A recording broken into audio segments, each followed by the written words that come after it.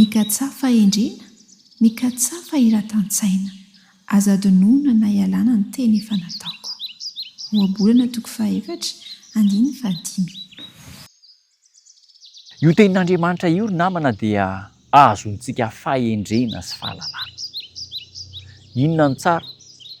Manam-pahaizana sa manam-pahendrena? Aleo sady manam-pahaizana no manam-pahendrena, fa raha tena tsy maintsy mifidy, aleo manam-pahendrena. Noho ny fitiavan'ny tena sy ny toe-javatra mivoatra eto ambony tany dia matetika ity fahalalana ity no matimatesa niazaka izany. Tena tsy misy maharatsy an'izany. Ataovy izay hahatonga antsika hanana diplôma farany ambony eto amin'izao tontolo izao ity, ary sitrak'Andriamanitra anie izany. Amin'ny Daniela 2:7, maro no azoto andinika ka hitombo ny fahalalana. Mampirisika antsika ray aman-dreny, hanohana ny zanantsika hianatra mba ho lasa farany ambony, fa aoka tsy ho latsa-danja ihany koa ny fianarana ny tenin'Andriamanitra, satria ao no tena misy ny fahalalana fara-tampony indrindra eto amin'izao tontolo izao.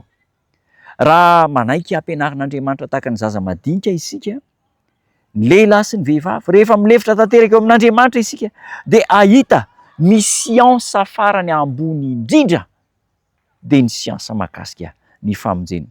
Ireo izay te ahita fahombiazana amin'ny fitadiavana harenana felina dia tsy maintsy misondrotra ho amin'ny zavatra ankendrena ambonimbony kokoa hatrany noho ny zavatra eto ambonin'ny tany, ary tsy maintsy atokana ho amin'ny fikarohana sy ny fitiavana ny fahaizany rehetra, ary mahita tombontsoa eo amin'ny fianarana ny tenin'Andriamanitra izy ireo.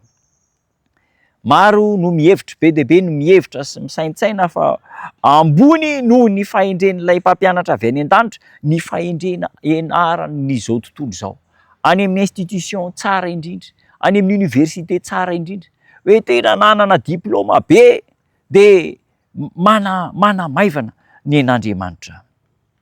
Izany no zavatra mitranga ankehitriny.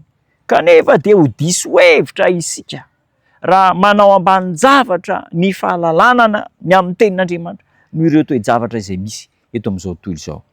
Ireo izay manao ny tenin'Andriamanitra ho fianarana ka mandalina mba hahita ny haren-tsarobidin'ny fahamarinana dia hankasitraka sy handray ireo foto-kevitra manan-danja izay ampianaran'Andriamanitra ary ho voton'ny fanahin'i Kristy izy ireo. Vohovany fony, vohovany sainy, ary anana ny endrik'Andriamanitra izy ireo. Ahatratra ny fenitra fara-tampony, ny fahendrena sy ny fahalalana dia ny fiarahana amin'Andriamanitra.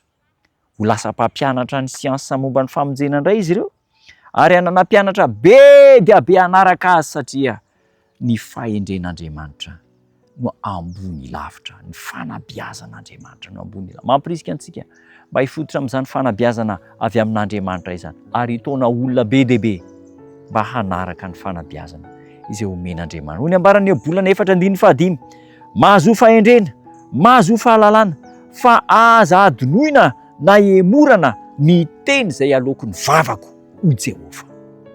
Mianara mafy mba ho lasa lavitra, fa aza adino ny tenin'Andriamanitra hivavaka isika.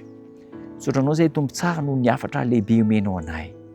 Ataonay tsy rampina ny fanabeazana anao matetika, fa neny izao tontolo izao no ilofosana sy matimatesana hifonan'Andriamanitra. Ankehitriny hiverina izahay, hiaino ny teny alokon'ny vavanay, ary omeo fahendrena lalina isan'andro. Amin'ny anaran'i Kristy Tompo Jesosy mpamonjy no hanonako ny vavaka. Amen.